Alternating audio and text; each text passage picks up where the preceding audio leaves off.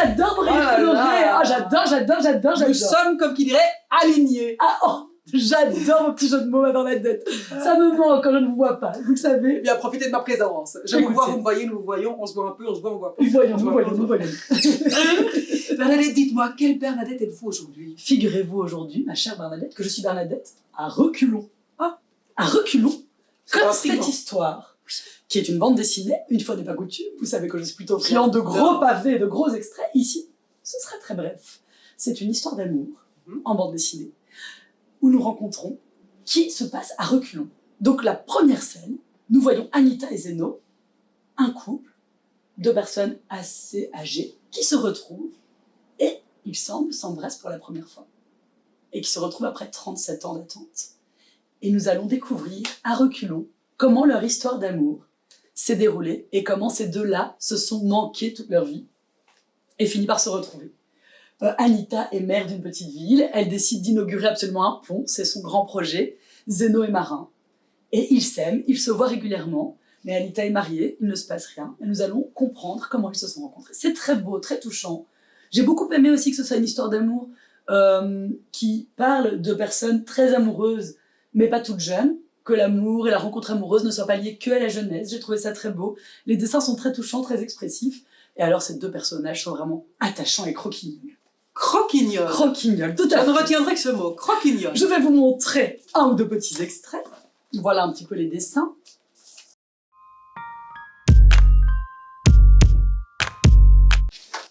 Et là, nous entendons donc la voix d'Anita. Le soir, je suis restée au bureau à relire des documents. Ensuite, j'ai enfilé un imperméable et j'ai retraversé le pont, seule. C'est un joli pont, sobre et discret. J'ai hâte que tu le découvres lors de ta prochaine visite, même si tu ne pourras pas t'empêcher de le critiquer. Je l'ai traversé très lentement, en me concentrant sur chacun de mes pas et sur le bruit des gouttes tombant sur le parapluie. Quand je suis arrivée au bout du pont, je me suis mise à pleurer comme une idiote. 4 ans. Qu'adviendra-t-il de nous dans 4 ans, mon amour? Nous n'aurons bientôt plus d'excuses. Sans ma mairie, sans tes voyages, sans obligations publiques à remplir, sans thèse de doctorat à terminer.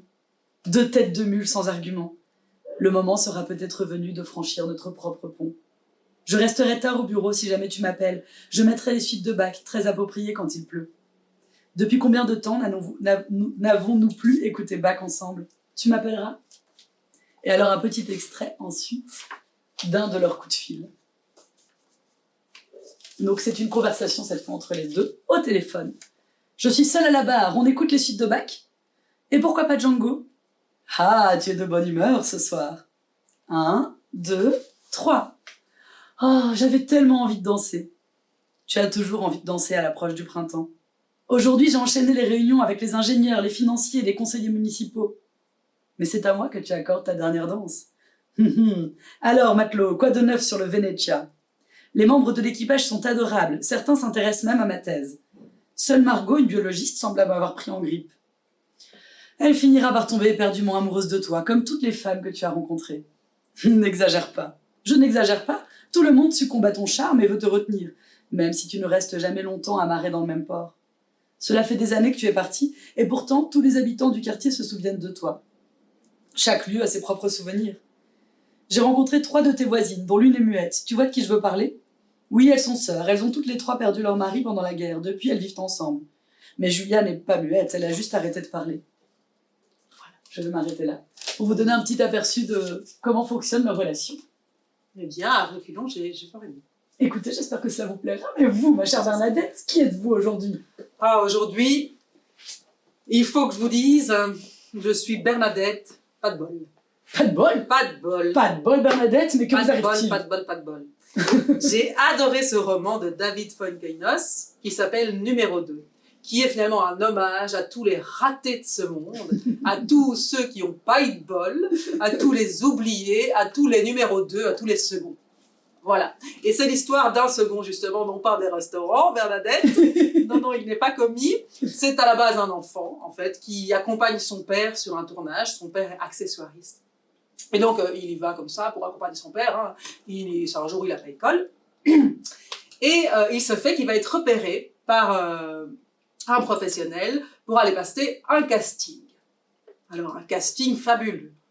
Un Quel casting casting? auquel on aurait tous voulu participer enfant. Dites-moi. Je vais vous le dire. Oh, ne me dites pas que c'est ça. Le casting d'Harry Potter. Mais non. Ah oui. Alors c'est un casting formidable parce qu'on s'engage pour un film, mais nous on sait, Le Bernadette, succès que cela va. il y a eu combien de films, Bernadette? 7 films. 7 films. Donc si ce petit garçon est engagé ce jour-là, il ne le sait pas encore, mais ce sera pour une grande carrière, connue mondialement, avec 1000 retombées médiatiques, financières, enfin c'est formidable. C'est N'est-ce pas? formidable. Je ne sais pas si c'est formidable C'est ou pas à cet formidable, âge-là, je mais vous le dis. J'en en aurais tout cas, rêvé. c'est Ah si, aller à Poudlard en vrai, boire de la bière au beurre, enfin c'est faire formidable. un câlin. Personne ne dirait non. Personne ne dirait non. Eh bien si, une personne a dit non. Une personne a dit non. Le directeur de casting, la directrice de casting, qui lui dit non, à lui. Eh oui, il n'était plus que 2, Bernadette. Il n'était plus que 2, il était à ça. Lui Ça et donc que sa vie notre bascule. Daniel Radcliffe. Et l'autre était évidemment Daniel Radcliffe, qu'on connaît tous. Eh bien, qui a été choisi? Daniel Radcliffe. Je vous le donne en vite, Daniel. Daniel, Donc ce le petit Daniel. garçon-là, repéré en tournage avec son père, qui ne demandait rien à personne finalement. Il avait juste Et pas il a l'école. effleuré le rêve. Voilà, eh bien. Donc ce livre-là va raconter sa vie finalement, après cette décision, après ce refus. Que va-t-il advenir de ce petit garçon? Est-ce qu'il va continuer la loose? Est-ce qu'il va continuer la loose? Est-ce qu'il va connaître d'autres succès? Est-ce qu'il va admirer Daniel ou le haïr finalement parce qu'il va voir l'autre qui a été choisi sur les écrans pendant de nombreuses années, sur les affiches, sur les magazines, Ouais, sur les boîtes de lait? Il y a C'est pas certainement facile. eu à bord des briques de lait avec Il l'a Daniel peut-être Radcliffe. même en figurine chez lui. Voilà. Et donc cette histoire de cet échec, et évidemment toute la vie de ce petit garçon autour qui va connaître effectivement plusieurs moments de loose, plusieurs moments tristes, des décès, des relations toxiques en famille. On va voir la relation qu'il a avec son père, avec sa mère, avec son beau-père, avec ses camarades de classe. Voilà, donc c'est l'histoire d'un échec et qu'est-ce qu'on fait de cet échec et comment on se construit après ça. Et voilà. Très intéressant. Oui, j'ai adoré. Et ça se lit d'une traite. Hein. Ah oui, ça se lit d'une traite, c'est facile, merci David. C'est addictif. Voilà. Il faut dire que c'était une bonne idée, parce qu'on aurait pu faire un roman sur Daniel, facile, la vie de Daniel, beaucoup plus Il y intéressant. a moins que ça va, d'aspérité. le numéro Il y a moins d'aspérité. Tout à fait. Et donc, je vais vous lire 2 extraits. Je suis tout oui. On va retrouver l'autrice d'Harry Potter qui s'appelle J.K. Rowling. voilà, J. Joanne, voilà, et qui va rencontrer quelqu'un qui lui parle de son livre et qui a beaucoup apprécié son livre.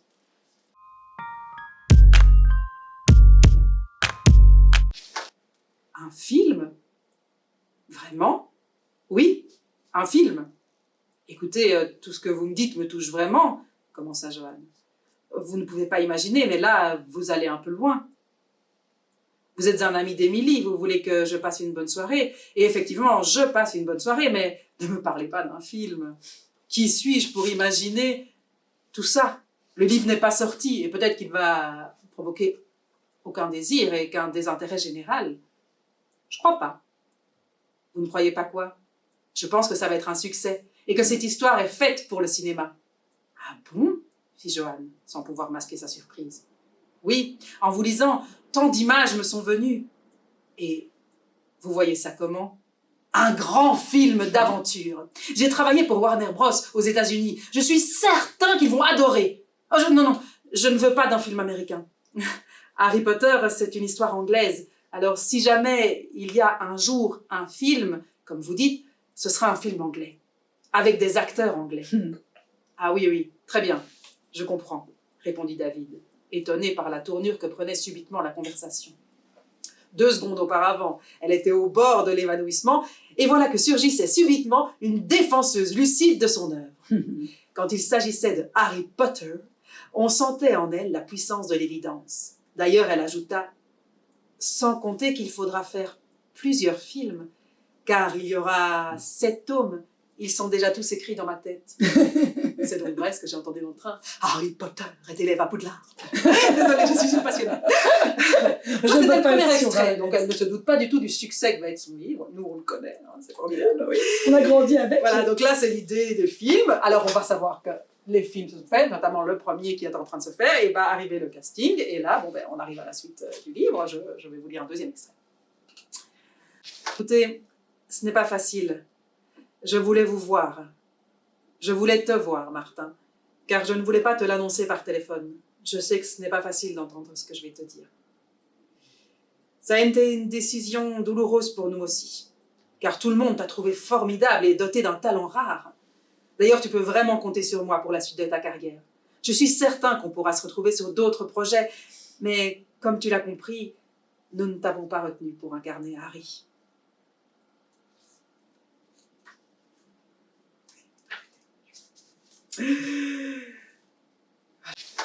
Donc ça, c'est l'annonce où il n'a pas été pris. Voilà.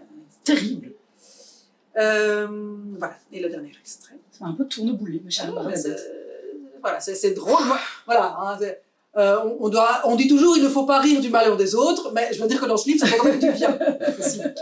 Voilà. Ce fameux droit à l'oubli que l'on évoque pour les criminels, il ne pouvait pas s'en prévaloir.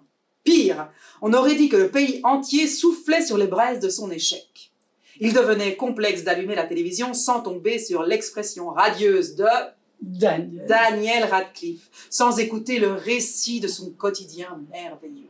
Son visage était placardé partout dans Londres. On le trouvait génial, on voulait tout savoir de lui. On disait même qu'il allait bientôt rencontrer la reine. La vie de l'autre s'imposait en permanence. Aucune issue ne semblait possible. Toutes les sphères étaient infiltrées. Même sa professeure d'anglais s'y était mise, en préparant un cours entier autour du lexique d'Harry Potter. Telle une pénitence, Martin avait dû apprendre la signification des mots inventés par J.K. Rowling. Par chance, il pouvait toujours se réfugier à Paris le week-end, mais le répit fut de courte durée. Au mois de décembre, la France se laissa envahir à son tour par le film, qui allait engranger plus de 10 millions d'entrées. Un score phénoménal. Et il en serait ainsi partout dans le monde. Bientôt, il n'existerait plus un coin de la planète qu'il ne lui rappellerait pas cette rature de son destin. Voyant son fils se renfermer, John commençait à s'inquiéter. Lui-même se sentait harcelé par l'omniprésence de Harry Potter. Il le poussa à parler. C'était sa seule solution pour évacuer l'oppression. Pour la première fois, Martin tenta de mettre des mots sur ce qu'il ressentait. Selon lui, c'était comme être quitté par une fille et de devoir la croiser chaque jour. Et puis non, cette comparaison sentimentale ne lui semblait pas assez forte. C'était bien pire que ça. Tout me rappelle sans cesse mon échec. C'est horrible, finit-il par dire. John, bouleversé par la tristesse de son fils, ne savait que faire d'autre. D'une manière terrible, il pensa alors à un autre destin qui lui paraissait similaire. Voilà. Donc que fait-on d'un échec ? Que devient-on après un tel échec si jeune, si jeune. Ouais, c'est ça. Oui, et puis il n'y a pas que lui, il y a plein de zéros dans le monde. Il y a plein de nuls qui étaient formidables au départ. Je veux dire, Nolwenn n'a pas gagné la Star Academy. Si, je ne sais pas. Enfin, il y a plein de gens. Il y en a qui l'ont gagné. Magali Veil l'a gagné. Tu te souviens d'elle ? Non, voilà. Jean-Pascal était le plus nul. On se souvient de lui encore aujourd'hui. Enfin, je veux dire, il y a plein de destins comme ça. Tout à fait. On ne sait jamais où les vend nous-mêmes, finalement. Voilà. Et finalement, qu'est-ce que le destin ? Quel est mon destin ? Disait Céline. Voilà, je vous le demande. Eh bien, allons vers notre destinée. Je vous prends ce roman, je vous prends le vôtre, et puis je vous souhaite une agréable lecture. Vous allez beaucoup rire. Je pense que je vais bien m'amuser, ma chère Bernadette. Merci pour cette découverte. Eh bien, je suis ravie. Merci pour votre découverte et à la prochaine. Et à la prochaine, ma chère Bernadette. Au revoir, Bernadette. Au revoir.